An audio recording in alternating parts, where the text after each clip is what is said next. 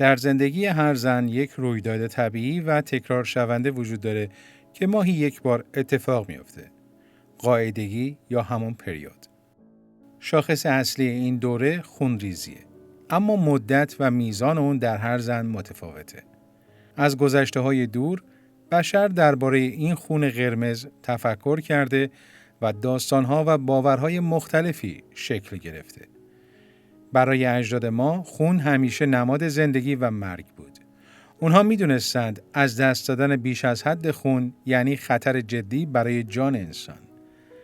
اما درباره خون قاعدگی زن، هیچ دانش علمی وجود نداشت و همین باعث شد که بسیاری از فرهنگ‌ها این پدیده را رازآلود و جادویی بدونند. برخی اندیشمندان قدیمی مانند سر جیمز فریزر قاعدگی رو نشانه‌ای از قدرت ماورایی می‌دونست. نیرویی که میتونه خطرناک باشه و باید محدود بشه. در برخی از باورها، زن در این روزها میتونه فلز رو زنگ زده کنه، آینه رو کدر بسازه و حتی گیاهان رو پژمرده. لقب‌هایی چون مانا یا نیروی جادویی به زنان قاعده داده میشد تا دیگران از قدرتشون بر محیط و افراد محتاط باشند. در یونان باستان زن در دوره قاعدگی ساکرال نامیده میشد. کسی که حضورش میتونست شراب رو ترش کنه، درخت میوه رو خشک کنه و زمین رو بی‌حاصل بسازه. حتی شکارچیان و کشاورزان در گذشته حضور زن در این روزها رو بدیوم میدونستند. اسکیموها معتقد بودند اگر زن قاعده در شکار همراه باشه، صید اونها ناموفق خواهد شد. در برخی از قبایل سرخپوستان کانادایی، زنان در این دوران فقط گوشت و ماهی خشک می‌خوردند تا تأثیر منفی بر شکار نگذارند. حتی در قرن 20 باورهای عجیبتری هم ثبت شد. محققی به نام سشیک معتقد بود که تماس زن قاعده با گلها باعث پژمردگی اونها میشه و لمس خمیر نان یا مواد آبجو توسط زن قاعده اونها رو فاسد میکنه. در بسیاری از فرهنگ‌ها زنان در این ایام از آشپزی، کار در مزرعه یا حضور در اجتماع منع می‌شدند. در هندوستان زنان در دوران قاعدگی از محل پخت و پز دور نگه داشته می‌شدند و در اوگاندا ظروفی که زنان قاعده در این روزها استفاده می‌کردند جدا و حتی نابود می‌شد. و اما رابطه جنسی در ایام قاعدگی، موضوعی که همیشه مورد سوال بوده. در کتاب تاریخی باغ معطر داستان هارون الرشید اومده که چند روز به خاطر قاعدگی همسرش رابطه‌ای نداشت و پس از پایان این دوران همسرش با گذاشتن برگ گشنیز که نماد پاکی و پایان قاعدگی بود به هارون الرشید نشون داد که میتونه دوباره با اون همبستر بشه.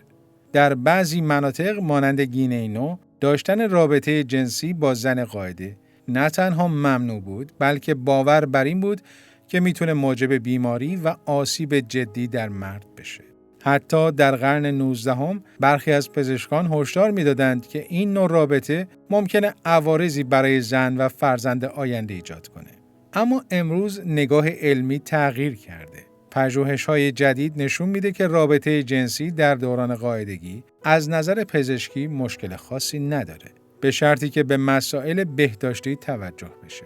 حتی برای بعضی از زنان رسیدن به ارگاسم میتونه دردهای قاعدگی رو کاهش بده و لغزنده بودن واژن راحتی بیشتری برای دخول ایجاد میکنه. با این حال خطر انتقال بیماری‌های مقاربتی در این دوران بیشتره و برای همین استفاده از کاندوم توصیه میشه. همچنین زنان باید پیش از رابطه تامپون رو خارج کنند چون فراموشی اون میتونه مشکلات جدی به بار بیاره. و مهمتر از همه، بارداری در دوران قاعدگی غیر ممکن نیست. هرچند احتمال اون پایینه اما صفر نیست.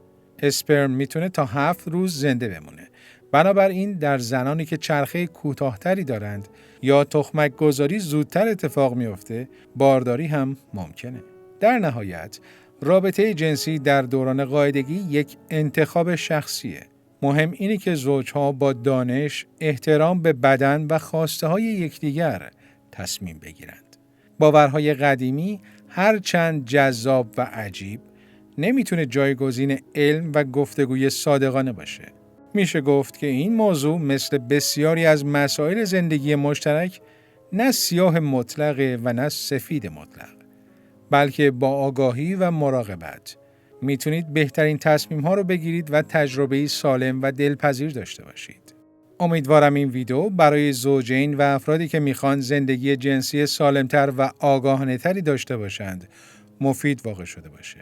و در پایان برای دیدن ویدیوهای بیشتر درباره سلامت جنسی، زندگی بهتر و اطلاعات علمی مرتبط، کانال رو سابسکرایب کنید و زنگوله رو فعال بسازید.